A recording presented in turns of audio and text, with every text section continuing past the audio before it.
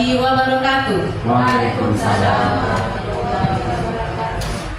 Alhamdulillahirrahmanirrahim. Puji syukur marilah kita ucapkan kehadiran Allah Subhanahu wa Ta'ala karena atas rahmat dan karunia-Nya kepada kita semua, sehingga pada siang hari yang berbahagia ini kita masih diberikan kesehatan dan kesempatan agar dapat berkumpul di ruang kelas kita ini dalam acara diseminasi aksi nyata modul 1.4 penerapan budaya positif oleh calon guru penggerak angkatan 10 Kabupaten 50 Kota, yakni Bapak Dadang Al-Nurganto SPD. Salam dan salam tidak lupa pula kita ajarkan kepada junjungan kita Nabi Muhammad SAW dengan ucapan Allahumma sholli ala sayyidina Muhammad wa ala ali sayyidina Muhammad. Baiklah Bapak Ibu sekalian, langsung saja kita simak dan kita saksikan bersama pemaparan dari Bapak Dadang Al-Nurganto SPD tentang diseminasi aksi nyata modul 1.4 penerapan budaya positif di sekolah. Kepada Bapak Dadang kami persilakan.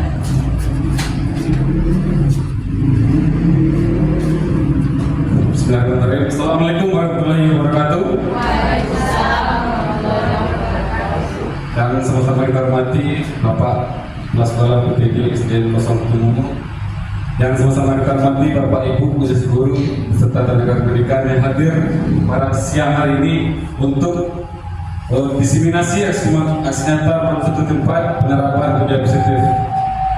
Bersyukur kepada Allah Subhanahu wa Ta'ala yang mana pada hari ini kita masih diberi kesehatan untuk berkumpul di ruangan kita ini. Salam dan salam Allahumma sholli ala sayyidina Muhammad wa ala ali sayyidina Muhammad. Baik Bapak Ibu semuanya, demi lancarnya acara diseminasi ini, alangkah baiknya kita membacakan basmalah. Baik, terima kasih Pak Ibu. Penerapan budaya positif. Nah, selamat datang para murid Pak.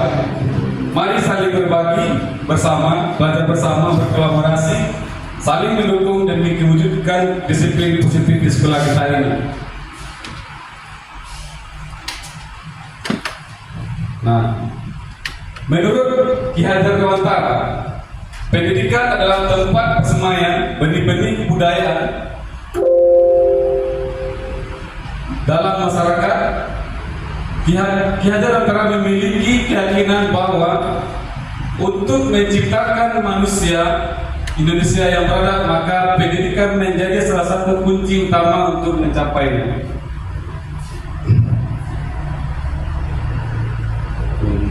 Tujuan pendidikan menurut Ki Hajar Dewantara yaitu menuntut segala kotak yang ada pada anak-anak agar mereka dapat mencapai keselamatan dan kebahagiaan yang setinggi-tingginya, baik sebagai manusia maupun sebagai anggota masyarakat. Oleh sebab itu, pendidik itu hanya dapat menuntun tumbuh atau hidupnya kekuatan kodrat ada pada anak-anak agar dapat memperbaiki lakunya. Nah, ini pendidikan menurut Ki Hajar Dewantara. Nah, ini filosofi pendidikan nasional menurut Bapak Ki Hajar Dewantara. Ingasuh sang teladan tidak dapat menjadi teladan. Nah, kita dituntut untuk menjadi contoh yang baik. Ing madya bangun kasa, di tengah memberi bimbingan dan dukungan. Nah, di belakang memberi dorongan untuk duri handayani.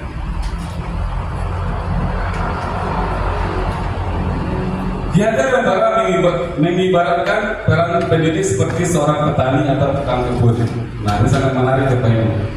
Petani atau tukang kebun. Kita diibaratkan seorang petani. Petani itu melakukan atau memupuk, menanam, menumbuhkan, merawat tanaman itu. Kitalah yang akan menuntun atau mendidik peserta didik tersebut. Nah, ini analoginya. Peran pendidik dianalogikan sebagai seorang petani. Petani yang menanam padi misalnya hanya dapat menuntun tumbuhnya padi, ia dapat memperbaiki kondisi tanah, memelihara tanaman padi, memberi pupuk dan air, membasmi ulat-ulat atau jamur-jamur yang mengganggu hidup tanaman padi dan lain sebagainya. Meskipun pertumbuhan tanaman dapat diperbaiki, tetapi ia tidak dapat mengganti kodrat padi. Padi tidak bisa diubah menjadi jagung ataupun tanaman lain. Nah, inilah pemikiran atau analogi dari Ki Hajar Dewantara, bahwasanya anak itu sudah ada kodratnya, sudah ada garisnya. Maka dari itu kita sekarang hanya untuk menuntut mereka. Dulu kita kita sering mendengar bahwasanya anak-anak ini adalah selembar kertas putih ya. Selembar kertas putih, kita lah nanti yang menggoreskan mau jadi apa nanti. Kita lah yang akan mewarnai kertas putih tersebut. Tetapi sekarang tidak. Anak itu sekarang sudah ada garis-garisnya. Sudah ada garis-garis, cuma sekarang kita cuma menempelkannya saja lagi. Nah, sudah ada apa namanya, karakternya sudah ada anak-anak tersebut. Kita lah yang nanti yang menuntut bagaimana kehidupan mereka kelak ke depannya. Begitu juga dengan siswa. Tidak ada yang dapat mengubah kodrat alam anak karena anak dilahirkan dengan kodratnya masing-masing dan dasar jiwanya masing-masing. Nah, kodrat alam tidak bisa kita ubah, tapi kodrat zaman bisa. Guru hanya dapat menuntut bagaimana cara guru menuntut akan membawa pengaruh yang sangat besar terhadap kembangnya anak-anak.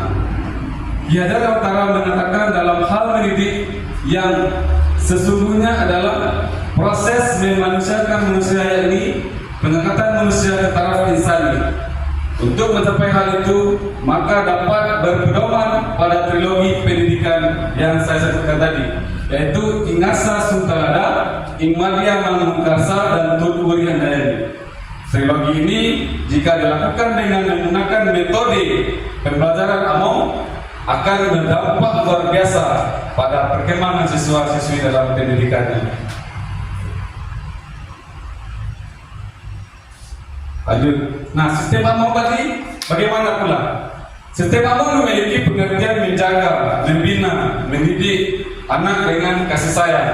Selain itu, pendidik juga harus memahami bahwa karakteristik siswa adalah bermain, mengungkapkan rasa dan bebas atau merdeka. Ketika guru memahami karakter siswa atau siswi, maka itu akan menolong guru untuk menuntut anak didik dengan baik pula.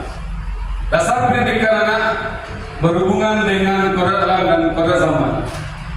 Kodrat alam berkaitan dengan sifat dan bentuk lingkungan di mana anak berada, sedangkan kodrat zaman berkaitan dengan isi dan irama. Kita lanjut. Nah, kita masuk ke konsep kunci budaya positif. Ada beberapa konsep kunci budaya positif itu Bapak Ibu. Yang pertama, perubahan paradigma belajar. Yang kedua, disiplin positif, motivasi pelaku manusia, kebutuhan dasar, posisi kontrol, restitusi, keyakinan kelas dan segitiga restitusi. Ini konsep kunci budaya positif. Yang pertama adalah perubahan paradigma belajar. Bagaimana seorang bisa berubah dari paradigma stimulus respon pada pendekatan dari kontrol? Nah, ini dijelaskan oleh Stephen R. Covey. Bila kita ingin membuat kemajuan perlahan, sedikit-sedikit ubahlah sikap atau perilaku Anda, katanya. Namun bila kita ingin memperbaiki cara utama kita, maka kita perlu mengubah kerangka acuan kita. Ubahlah bagaimana Anda melihat dunia, bagaimana Anda berpikir tentang manusia. Ubahlah paradigma Anda, skema pemahaman dan penjelasan aspek-aspek tertentu tentang realitas. Menurut Stephen R. Covey. Lanjut. Pembelajaran dengan paradigma baru. Pembelajaran dengan paradigma baru dirancang berdasarkan prinsip pembelajaran yang terdiferensiasi sehingga setiap siswa belajar sesuai dengan kebutuhan dan hidup perkembangannya untuk mewujudkan profil belajar Pancasila. Kita tahu profil pelajar Pancasila itu ada 6. Yang pertama adalah beriman bertakwa kepada Tuhan Yang Maha Esa. Yang kedua, Kebinekaan global. berkebinekaan global. Yang ketiga, gotong royong, kreatif, dan bernalar kritis dan mandiri. Nah, ada nyanyian apa Ibu? ya, boleh kita nyanyikan Pak. Ya, silakan Ibu. Pelajar Pancasila Beriman dan bertakwa pada Tuhan Yang Esa. dan berakhlak mulia, berkebinekaan global. Gotong royong mandiri, kreatif dan bernalar kritis. Mantap, tepuk tangan semuanya. Oke, inilah profil pelajar Pancasila.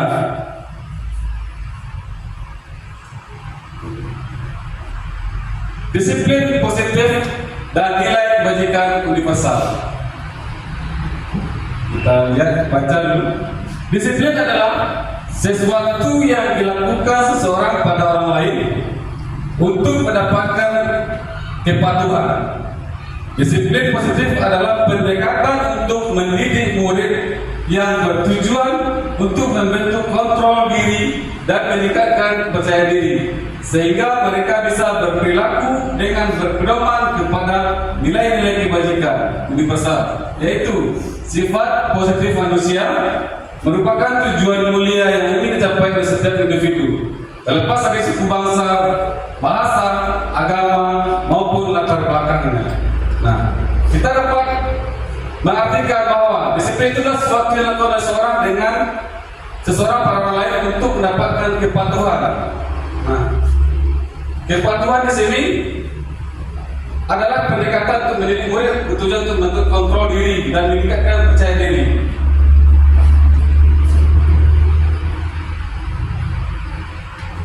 Disiplin merupakan cara penerapan disiplin yang mengajarkan anak bertanggung jawab dan menumbuhkan kesadaran dan diri berdasarkan nilai-nilai kebajikan. Disiplin positif lebih ke arah disiplin diri yang dapat mengontrol diri dalam melakukan segala tindakan.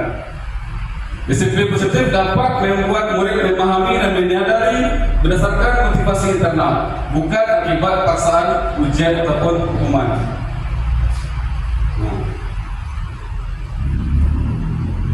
Disiplin positif dalam budaya kita, makna kata disiplin dimaknai menjadi sesuatu yang dilakukan seseorang pada orang lain untuk mendapatkan kepatuhan. Kita cenderung menghubungkan kata disiplin dengan ketidaknyamanan. Sebagai pendidik, tujuan kita adalah menciptakan anak-anak yang memiliki disiplin diri sehingga mereka bisa berperilaku dengan mengacu pada nilai-nilai kebajikan universal dan memiliki motivasi intrinsik bukan ekstrinsik. Disiplin positif merupakan salah satu cara penerapan disiplin yang bertujuan untuk menumbuhkan kesadaran serta memberdayakan anak untuk melakukan sesuatu tanpa sebutan ancaman ataupun hukuman.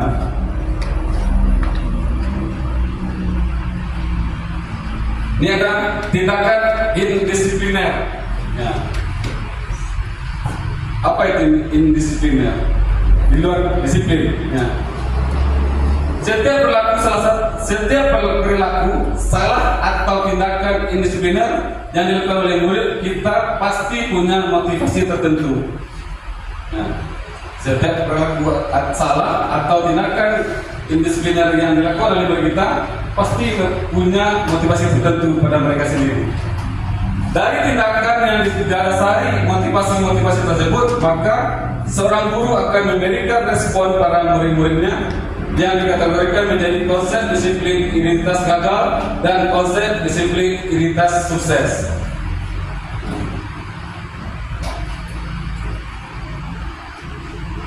Nih, ada pembagiannya. Disiplin identitas gagal dan disiplin identitas sukses. Konsep disiplin identitas gagal mencakup dua tindakan, yaitu memberikan hukuman dan penghargaan. Hukuman adalah bentuk pengendalian perilaku seseorang yang bersifat memaksa dan menyakitkan.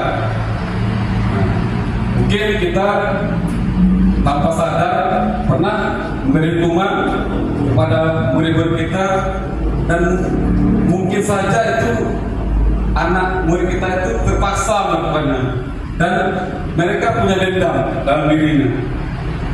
Penghargaan adalah bentuk penyandang berlaku seseorang dengan suatu imbalan, benda atau peristiwa yang diinginkan.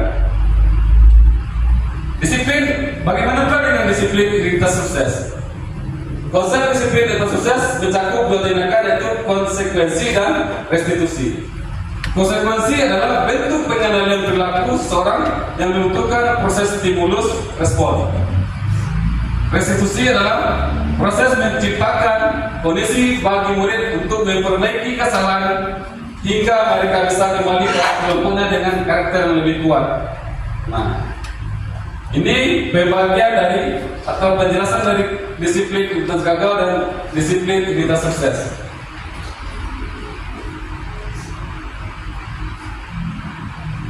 Nah, konsep disiplin dengan identitas gagal. Tadi sudah saya jelaskan hukuman. Ya, hukuman itu ada yang nanti menyakitkan bagi peserta kita. Saat tidak nyaman, murid takut, memaksa, murid menyembunyikan kesalahan, murid menjadi rendah diri. Nah, mungkin di antara bapak ibu semuanya dulu pernah mendapat hukuman dari gurunya dulu waktu di sekolah. Saya juga pernah. Ini benar. Ini yang saya rasakan adalah menyakitkan dan takut, ada rasa takut. Pernah dulu terlambat datang ke sekolah, akhirnya takut diberi hukuman, manjat pagar dari luar ke dalam. Akhirnya ketahuan dan bermasalah bagi semua orang tua. Inilah disiplin yang kita gagal. Tidak ada solusi nantinya. Kemudian penghargaan, pengaruh jangka pendek dan jangka panjang, tidak efektif, merusak hubungan atau sifat diri. Itu kayak itu sih yang dapat yang dipanggil ibu. Si kanza itu yang dipanggil ibu. Nah, itu ada nanti yang merasa iri terhadap temannya, mematikan kreativitas, menghukum dengan sistem ranking, merampas hak menghargai dirinya. Ini konsep disiplin dengan identitas gagal. Bagaimana pula dengan konsep disiplin dengan identitas sukses?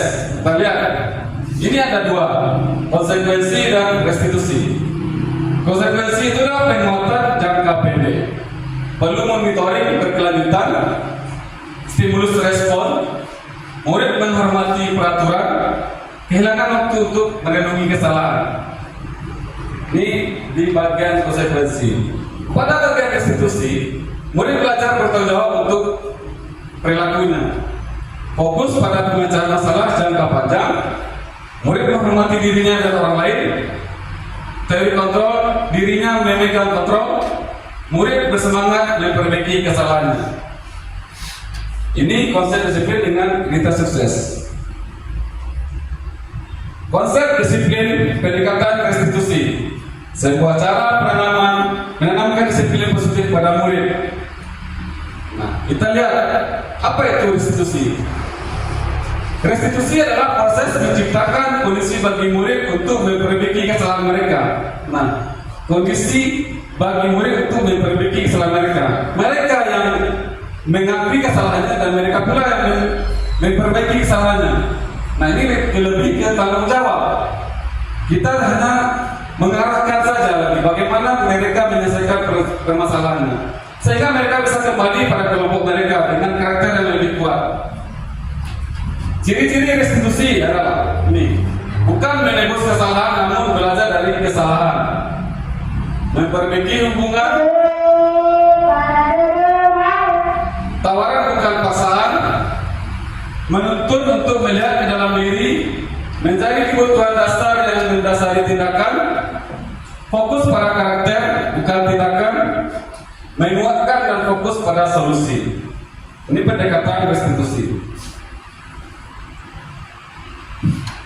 Nah, perbedaan contoh kasus siswa yang sering tidak mengerjakan PR. Kalau hukuman, guru menghukum siswa tersebut berdiri di depan kelas selama 10 menit. Nah, Ini akan berdampak nanti menyakitkan pada murid karena dia merasa dimalukan, direndahkan oleh gurunya. Guru marah dan murid menjadi takut. Nah, ini mungkin sering kita lakukan tanpa sadar, ya. Saya juga sering karena kilap, guru marah, hei, kenapa kamu terlambat? Suara kita lebih kuat. Kenapa kamu berkelahi seperti itu? Sifatnya mendadak, spontan. Konsekuensi, guru memberikan konsekuensi untuk mengerjakan PR-nya sastra atau dikerjakan sebanyak 3 kali lipat. Nah, guru tugas dan siswa menghormati peraturan.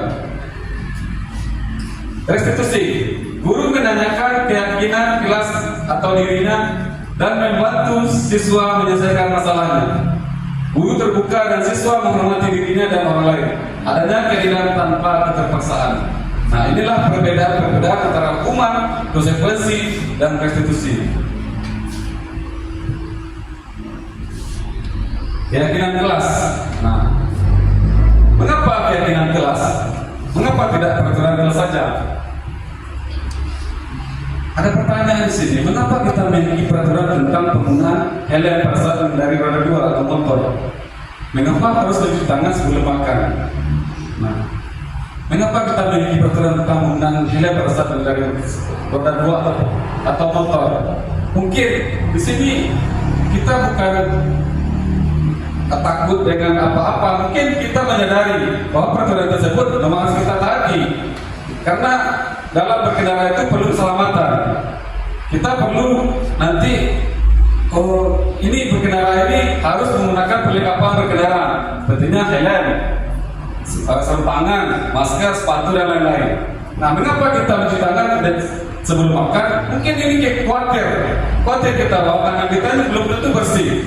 Jadi ini semacam keyakinan kita itu apakah ini bersih atau belum tangan kita ini. Nah, maka itu mengapa keyakinan kelas mengapa tidak peraturan kelas saja. Kita lanjut nama mana? Peraturan itu berupa aturan yang disepakati di kelas dan mungkin bersifat satu arah saja. Itu peraturan satu arah. Nah, keyakinan kelas merupakan pernyataan-pernyataan singkat yang diyakini membawa kebaikan kepada warga kelas. Pernyataan-pernyataan singkat yang diyakini membawa kebaikan pada warga kelas tidak sama dengan peraturan. Peraturan itu banyak, tidak boleh terlambat, tidak boleh meribut, tidak boleh mengganggu, tidak boleh keluar, tidak boleh berbelanja, tidak boleh makan dan minum. Itu semua peraturan. Kalau keyakinan adalah pernyataan-pernyataan singkat yang diyakini membawa kebaikan kepada warga kelasnya. Keyakinan merupakan nilai-nilai kebajikan universal yang disepakati secara tersirat dan tersurat, lepas dari latar belakang suku, negara, bahasa maupun agamanya. Seseorang akan lebih bergerak dan bersemangat untuk menjalankan keyakinannya daripada hanya sekedar mengikuti serangkaian peraturan tertulis tanpa makna. Nah, ini penjelasan tentang keyakinan ini. Perbedaan peraturan dan keyakinan kelas. Selalu kembalikan buku tempatnya. Itu adalah bentuk kata-kata dalam peraturan. Dan pada keyakinan kelasnya tanggung jawab. Kemudian dilarang mengganggu orang lain. Dilarang mengganggu orang lain. Ini katanya agak menekan. Kalau keyakinan kelas menghormati orang lain, agak lebih dipositifkan, agak lebih dilunakkan bahasanya. Hadir di sekolah 15 menit sebelum pembelajaran dimulai. Keyakinan kelasnya menghormati orang lain dan berkomitmen. Selanjutnya peraturan dilarang melakukan kekerasan. Keyakinan kelasnya keselamatan, menghormati orang lain. Dilarang menggunakan narkoba. Pada keyakinan kelasnya kesehatan, bergantian atau menunggu giliran, menghormati orang lain. Ini pada keyakinan kelasnya. Bersabar. Peraturannya gunakan masker. Tetap pada keyakinan kelasnya kesehatan dan keselamatan. Selanjutnya, jangan berlari di kelas atau koridor. Keyakinan kelasnya keselamatan dan keamanan. Inilah perbedaan antara kata-kata peraturan dan keyakinan kelas. Kita lanjut. Contoh kegiatan membuat keyakinan kelas di 5A. Guru bersama dengan siswa membuat keyakinan kelas. 1. Berdiskusi tentang kesepakatan kelas. Yang kedua, merumuskan kesepakatan menjadi keyakinan kelas. Yang ketiga, menempelkan keyakinan kelas.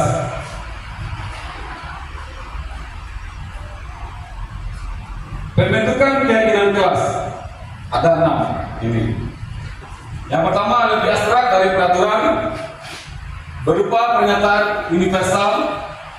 Yang ketiga dibuat dalam bentuk positif, sedikit saja agar mudah diingat. Jadi keyakinan kelas ini tidak mesti banyak-banyak, sedikit tapi mudah diingat oleh peserta didik kita, sesuai dengan kondisi kelas atau sekolah. Nah, jangan kita samakan nanti keyakinan kelas SD dengan SMP, SMP dengan SMA. Sesuaikan dengan kondisi kelas kita. Atau kelas 1 memiliki keyakinan kelas seperti ini, tentu berbeda dengan keyakinan kelasnya dengan kelas 5 atau kelas tinggi. Nah, melibatkan semua warga kelas atau sekolah. Nah, itulah pembentukan keyakinan kelas. Kita lanjut ke motivasi perilaku manusia. Nah, motivasi eksternal. Nah, ada 2. Untuk menghindari ketidaknyamanan atau hukuman.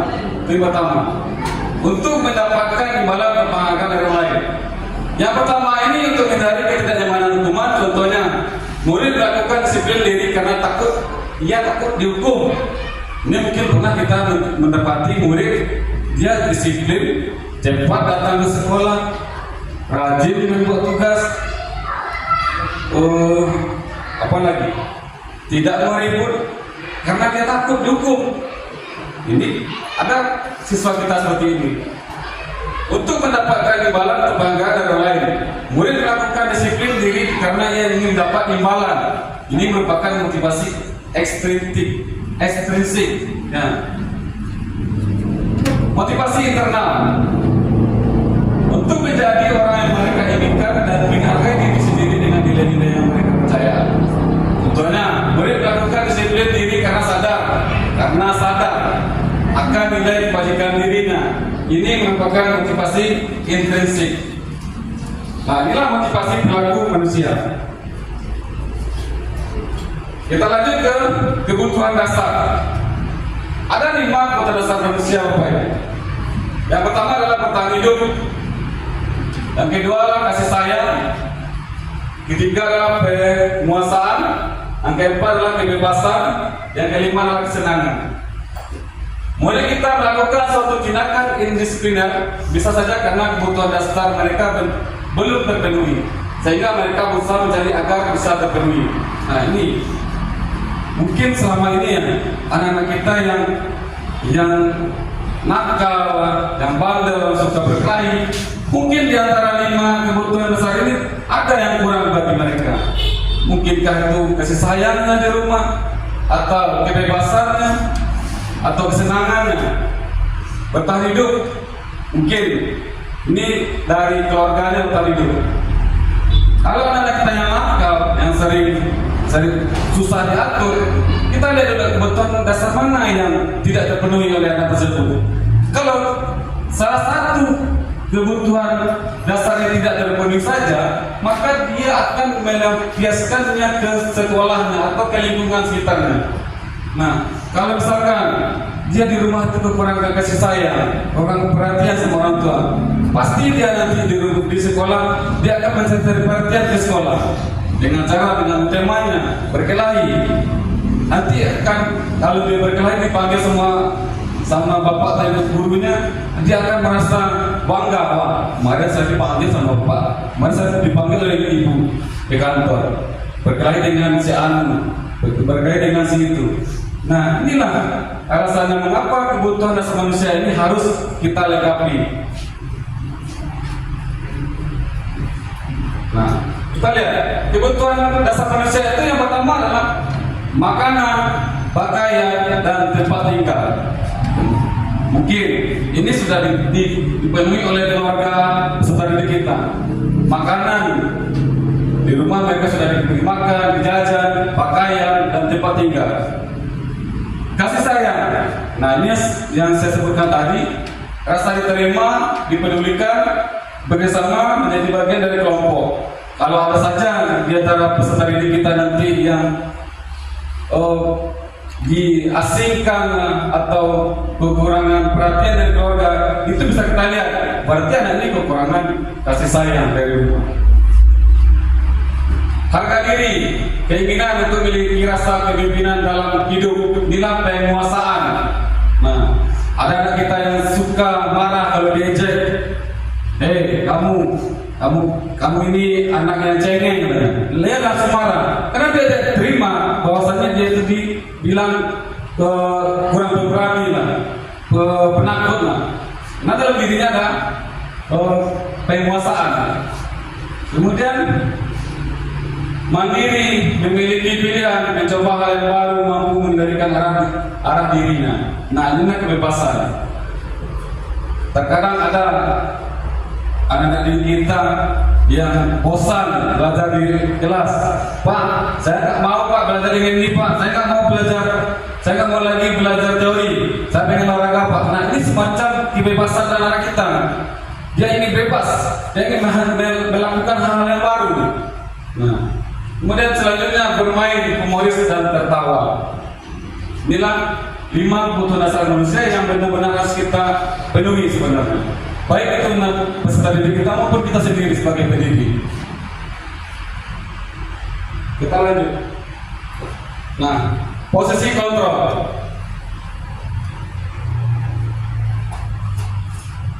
Posisi kontrol restitusi.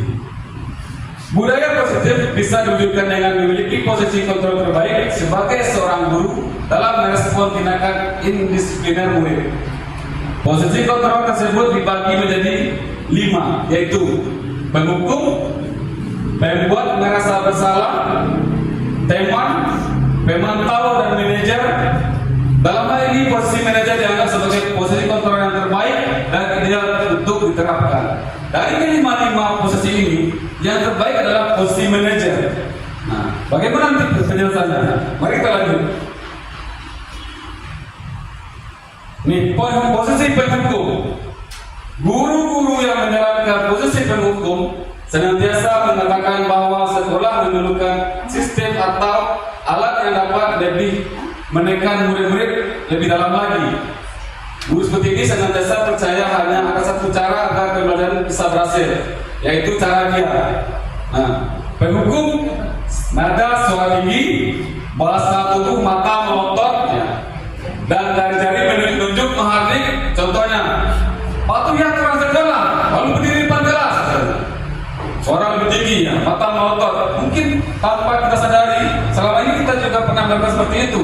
Posisi penghukum ini, ternyata salah ini. Bukan seharusnya kita di posisi penghukum ini, karena nanti anak-anak kita ini akan merasa takut dan tidak percaya diri lagi akan yang tindakannya.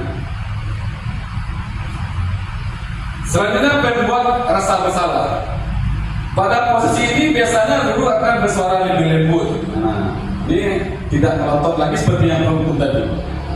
Pembuat rasa bersalah akan menggunakan keheningan yang membuat orang lain merasa tidak nyaman, bersalah, atau rendah diri. Di posisi ini, murid akan memiliki penilaian diri yang buruk tentang diri mereka. Dia ada rasa bersalah dalam dirinya karena perbuatan dia. Orang lain akan karena perbuatan dia itu, orang lain akan merasa bersalah gitu. Ada rasa tidak nyaman dalam dirinya. Nah, murid merasa tidak bahagia dan telah mengecewakan orang-orang yang disayanginya. Contohnya, berapa kali Bapak harus memberi kamu nak? Bapak kecewa sama kamu. Kalau kita mengeluarkan kata seperti ini, anak juga merasa bersalah jadi. Berapa kali Bapak harus memberi tahu kamu? Bapak kecewa sama kamu. Nah, kata-kata kecewa ini membuat si anak itu merasa bersalah. Ada beban dalam dirinya. Jadi ini bebas salah-salah. Kita lanjut di teman. Nah, guru para pesini tidak akan menyakiti murid, namun akan tetap berupaya mengontrol murid melalui persuasi atau bujukan halus. Posisi teman pada guru bisa negatif atau positif. Ya. Positif di sini berupa hubungan baik yang terjalin antara guru dan murid. Guru di posisi teman menggunakan hubungan baik dan humor untuk mempengaruhi seseorang. Nah, negatifnya adalah anak menjadi tidak mandiri, membeda-bedakan guru. Nah, ini pasti pernah terjadi. Anak yang sering diberikan persuasi atau bujukan halus, dia nanti akan memilih gurunya. Saya nanti akan ditegur atau dibelajar sama ibu Dian sajalah, karena ibu Dian itu orangnya care, karena ibu Dian itu orangnya ramah dan dia mudah diajak bicara, ngobrol, enak ngobrolnya. Sementara guru yang lain tidak, nanti timbulan sana dia akan membeda-bedakan gurunya nanti. Teman, nada suara ramah, akrab dan bercanda, bahasa tubuh merapat pada murid, mata dan senyum jenaka. Contohnya, ayolah hidup yang disiplin, buat bapak bangga. Kali ini tidak bapak kamu salah, katanya. Nah, disinilah contoh dalam posisi teman. Pada posisi pemantau, berdasarkan pada peraturan-peraturan dan konsekuensi, dengan menggunakan sanksi atau konsekuensi, kita dapat memisahkan hubungan pribadi kita dengan murid sebagai seorang yang menjalankan posisi pemantau. Pemantau nada suara datar, bahasa tubuh yang formal. Contohnya, kamu sudah melanggar apa peraturan dan konsekuensinya. Nah, ini dalam posisi pemantau kita cuman menggunakan sanksi atau konsekuensi, tidak lagi menghukum. Kamu sudah melanggar apa peraturan dan konsekuensinya. Nah, si anak akan menjawab, si anak akan menyelesaikan persoalan sendiri. Ini pada posisi pemantau. Yang terakhir adalah posisi manajer. Seperti pembahasan yang awal tadi, posisi manajer adalah posisi terbaik dari kelima posisi tersebut. Guru berbuat sesuatu bersama murid, mempersilahkan murid mempertanggungjawabkan perilakunya dan mendukung murid agar dapat menemukan solusi atas permasalahan sendiri. Nah, kita bertugas dalam mendukung murid agar menemukan solusinya, bukan menghukumnya, bukan menyalah-nyalahkannya. Di sini posisi manajer mengacu pada institusi yang dapat menjadikan murid sebagai manajer bagi diri sendiri, sehingga tercipta identitas positif atau berhasil pada diri sendiri. Contohnya, apakah kamu tahu kesalahan kamu? Nah, kira-kira bagaimana kamu akan memperbaiki kesalahan ini? Nah, ketika kita bertanya seperti ini, si peserta didik kita, anak kita akan berpikir bagaimana dia akan memperbaiki permasalahan.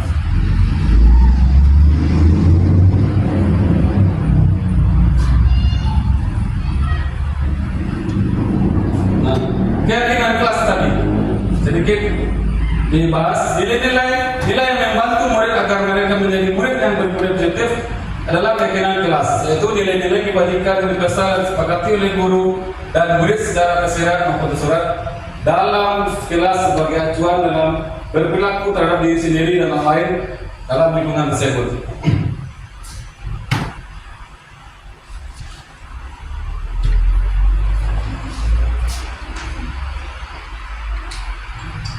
Segitiga restitusi. Segitiga restitusi merupakan tahapan tindakan proses dialog yang dilakukan guru atau orang tua untuk membawa murid mentaati keyakinan kelas yang telah ditetapkan dan mengakui secara sadar dan terbuka saat melakukan kesalahan, serta merasakan kenyamanan ketika sudah berperilaku jujur.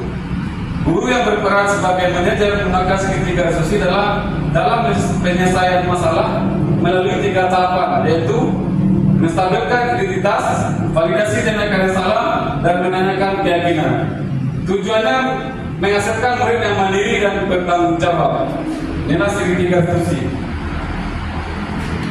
Kita lanjut, diagram segitiga resolusi. Pada posisi manajer, guru tidak berperan sebagai pengatur perilaku muridnya, melainkan guru sebagai pembimbing murid. Nah, guru kita sebagai pembimbing murid agar kita bisa mengatur dirinya menjadi pribadi yang berkarakter yang lebih kuat lagi. Disinilah konsep disiplin identitas sukses diterapkan melalui institusi yang memiliki 3 tahapan tersebut. 1. Validasi tindakan salah, menstabilkan identitas, menanyakan keyakinan.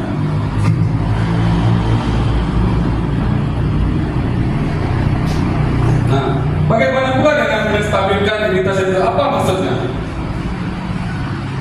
Berdasarkan prinsip yang membuat kesalahan adalah sebagian dari proses pembelajaran, mengeser identitas murid dari identitas gagal ke identitas sukses. Nah, jangan mengikuti murid yang sedang mengalami identitas gagal. Mungkin pernah kita melakukan teguran atau semacam kritikan pada murid yang sedang mengalami identitas gagal. Contohnya, dia sedang marah, sedang berkelahi, sedang menghardik, sedang melempar meja. Kita jangan langsung mengkritiknya, jangan langsung menyalahkannya, jangan langsung menghakiminya, menghukumnya. Kita perlu menstabilkan dulu. Bagaimana pula pernyataannya?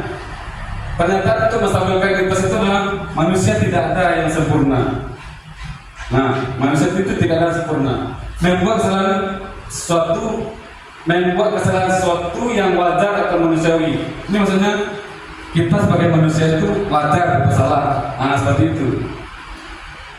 Kita bisa memperbaiki masalah ini. Nah, kita bisa memperbaiki masalah ini. Kita ajak dia berkomunikasi. Apakah saja kamu tengah menjadi orang yang baik untuk dirimu sendiri? Ketika anak itu tersebut melakukan kesalahan, kita tanyakan, apakah perbuatan kamu ini benar menurut kamu? Katanya. Nah, disinilah kuncinya menstabilkan identitas tersebut. Apabila validasi tindakan yang salah, berdasarkan prinsip-prinsip perilaku berupaya memenuhi suatu kebutuhan tertentu, guru akan menggeser dari pemikiran stimulus respon menjadi proaktif, mengenali dan mengakui kebutuhan murid dan memperbaiki hubungan dengan murid. Pertanyaan-pertanyaan disampaikan dengan nada suara yang tidak menghakimi atau memojokkan. Contohnya nih, kamu bukan melakukannya tanpa satu alasan tertentu kan? Nah, dia punya alasan sendiri melakukan. Kenapa dia misalkan ada anak yang tidak membawa buku atau anak yang sehari terlambat ke sekolah? Kamu bukan ada alasan kamu punya alasan tertentu bukan? Kenapa kamu terlambat? Kenapa kamu tidak membawa buku? Dia akan mengungkapkan alasan-alasan tersebut. Kamu hanya kena mempertahankan sesuatu yang penting. Nih, pernah kita mendengar atau bertemu dengan murid yang berkelahi misalkan, yang ada konflik dengan temannya gara-gara menyebutkan nama orang tuanya. Nah, mungkin kamu melakukannya bertahankan sesuatu yang penting. Mungkin dia merasa orang tuanya penting, nama orang tuanya yang disebut-sebut katanya. Pak, iya Pak, saya tidak terima orang tua saya disebut namanya Pak oleh si Budi. Nah, itu yang dia pertahankan. Mungkin kamu bisa mempelajari suatu perilaku baru yang lebih penting, bersedia kamu mempelajarinya. Nah, inilah pernyataan-pernyataan yang akan kita tuangkan pada anak kita yang ada yang berperilaku validasi tindakan yang salah tadi. Nah, jangan langsung menghakiminya atau memojokkan dulu. Terakhir adalah menanyakan keyakinan. Nah, termotivasi intrinsik saat perilaku tervalidasi dan identitas sukses sudah dia stabil, maka murid telah siap mengingatkan keyakinannya dengan tindakan yang salah. Baru di sini kita bisa menanyakan keyakinan. Kalau langsung saja kita menanyakan keyakinan, dia tidak akan nyambung nantinya. Kita memvalidasi dulu. Habis itu baru kita menstabilkan dulu, baru menvalidasi. Terakhir baru menanyakan keyakinan. Pernyataan yang bisa kita lakukan adalah sebagai keluarga, apa yang kita yakini. Nah, nilai apa yang telah kita sepakati? Seperti apa gambaran sebuah gelas yang ideal bagi kamu? Kamu ingin menjadikan orang seperti apa? Nah, ini pernyataan-pernyataan yang bisa kita tuangkan nanti pada anak murid kita nantinya.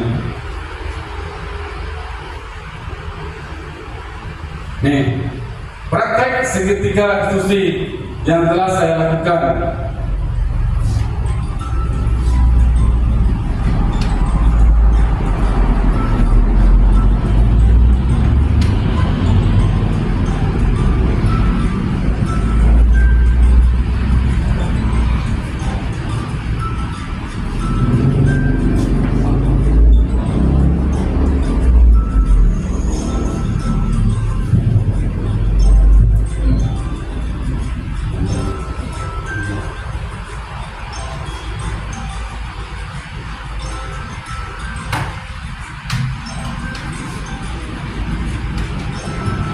Ini kasus satu, dia sering tidak membawa buku.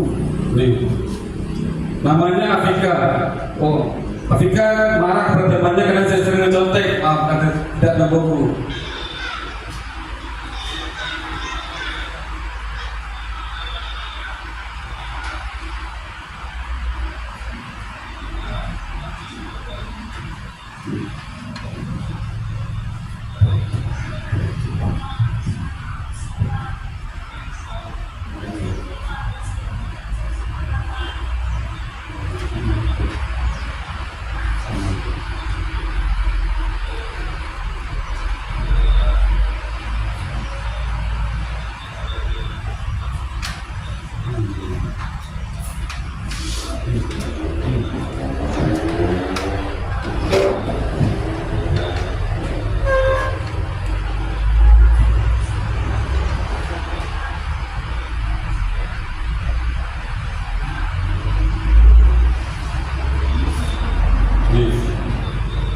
Validasi tindakan yang salah.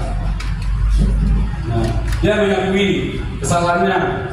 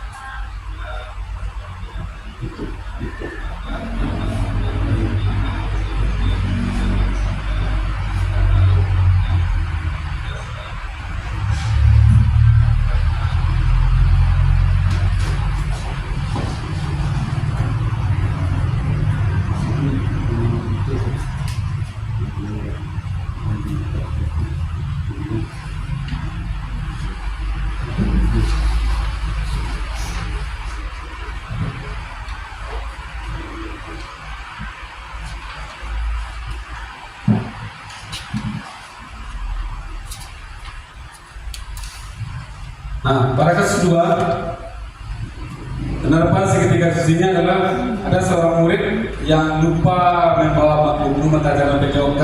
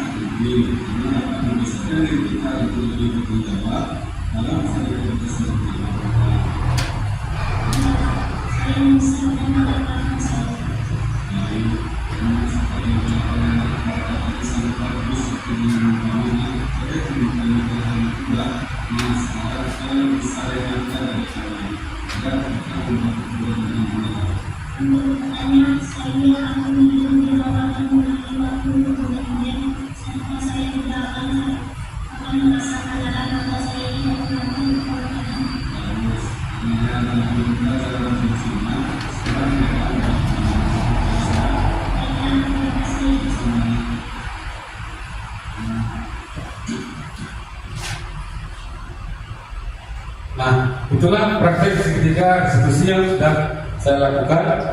Kita tidak langsung menghukumnya, tidak bisa menghukum anak tersebut langsung di depan temannya, di depan orang-orang ramai. Kita bisa memanggilnya, kita tanyakan dulu, kita stabilkan identitasnya, kita validasi kesalahannya, baru kita tanyakan keyakinannya. Karena akhirnya nanti si anak ini akan menemukan masalah atau menemukan solusi yang dilakukannya. Jadi intinya sini kita memberikan semacam tuntunan agar anak ini bisa lebih bertanggung jawab, lebih mandiri untuk memperbaiki kesalahan-kesalahannya. Jadi kita tidak lagi menghukum, kamu salah, kamu gini. Tidak seperti itu lagi. Kita mencari solusi dari pengakuan, dari cerita tersebut, dari permasalahannya, dan akhirnya dia menemukan jati dirinya untuk kembali ke kelompoknya. Oh, saya melakukan kesalahan sederhana ini, dan saya akan menyelesaikan seperti ini. Nah, seperti itulah praktek segitiga institusi yang saya lakukan.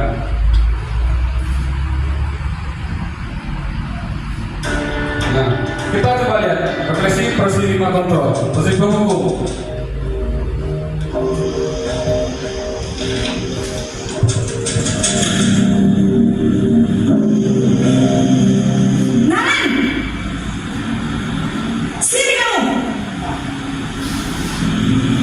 Selamat pagi, Bu. Selalu terlambat. Kamu deh pasti terlambat. Maaf, Bu. Saya Apa coba? Alasan kamu apa lagi? Kapan sih kamu tidak terlambat? Malas sekalinya kamu jadi anak. Saya Dasar pemalas. Gak kapok-kapok sih kamu. Sudah berapa kali terlambat? Sana, kamu keliling lapangan basket 2 kali. kenapa saya harus keliling lapangan basket, Bu? Kenapa? Kamu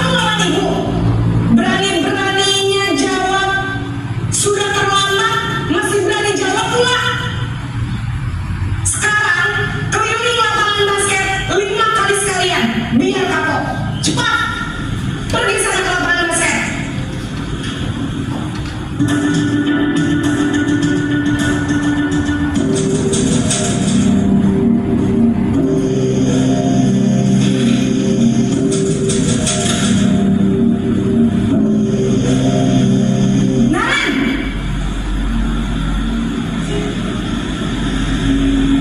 Selamat pagi, Bu. Naren, kamu kenapa terlambat lagi, nak? Ya Tuhan, Naren, kamu senang ya bikin ibu susah ya? Kalau kamu terlambat lagi, nanti ibu yang ditegur bapak kepala sekolah, nak. Disangka ibu tidak bisa membina kamu. Duh, gimana ini? Maaf, Bu. Aduh, Gusti Naren, kamu suka ya kalau ibu ditegur bapak kepala sekolah? Terus, sekarang ibu harus tulis apa ini di buku absen? Ini kamu sudah sering terlambat loh. Ibu harus apa coba? Maaf, Bu. Maaf sekali. Ya sudah, lain kali jangan bikin ibu susah lagi ya, nak ya. Ibu tidak akan kuat lagi kalau kamu gini terus. Bisa jantungan kalau ibu tegur bapak kepala sekolah. Sana cepat ke kelas. Maaf ya, Bu. Maaf sekali. Posisi pemula terasa bersalah berbicara dengan nada tenang.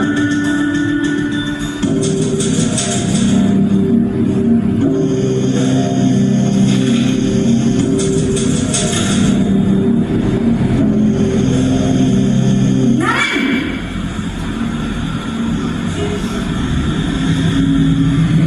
Selamat pagi, Bu. wah, sudah jam berapa ini, nak? Terlambat lagi ya, sayang. Iya, Bu. Habis ibu saya rumah bangunkan saya, Bu. Kamu malah menyalahkan ibu kamu. Kamu bukannya anak yang larinya paling kencang. Kok terlambat sih? Iya, Bu. Saya memang terlambat bangun tadi. Jadi biarpun saya lari kencang, tetap nggak kencang, Bu. Ya sudah sana. Nanti lain kali larinya lebih kencang lagi ya. Biar gak terlambat lagi. Bikin senang ibu. Demi ibu. Bisa kan? Bisa, Bu. Ya sudah sana masuk kelas. Ibu beresin urusan absen kamu. Kamu ini ada-ada saja.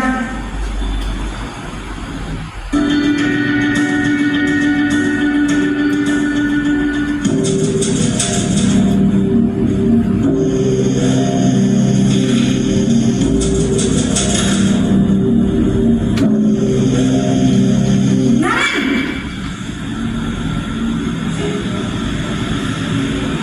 Selamat pagi, Bu. Naren, apa peraturan sekolah kita tentang jam berapa kita harus masuk sekolah, nak? Kita harus di sekolah jam 7, Bu. Iya betul, sekarang sudah jam 7.20. Naren sudah tahu konsekuensinya jika terlambat hadir. Paham, Bu. Saya harus tinggal kelas pas jam istirahat selama 20 menit. Iya benar, konsekuensinya demikian. Jadi nanti jam 9.30 pas istirahat, kamu harus tinggal di kelas, kerjakan tugas tambahan untuk ketertinggalan kamu, ya? Baik, Bu.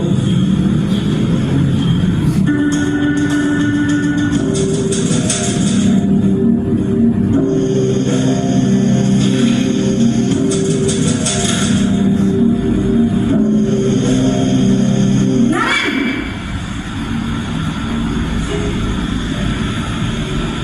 Selamat pagi, Bu. selamat pagi Naren. Maaf, Bu.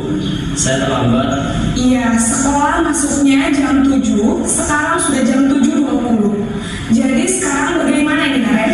Maaf, Bu. Saya lupa alarm saya semalam. Baiklah, menurut kamu, keyakinan sekolah yang mana yang perlu kamu tingkatkan? Menghargai diri sendiri dan orang lain mungkin ya, Bu. Setuju. Jadi, apakah Naren meyakini prinsip saling menghormati tersebut? Iya, Bu.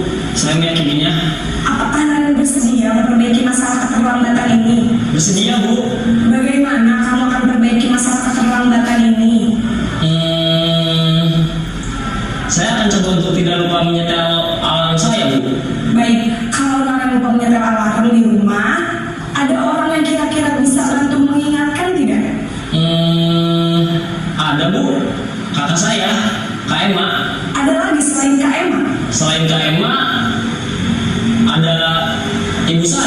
Baik, jadi yang mengingatkan Naren adalah Kak Emma dan ibu kamu ya.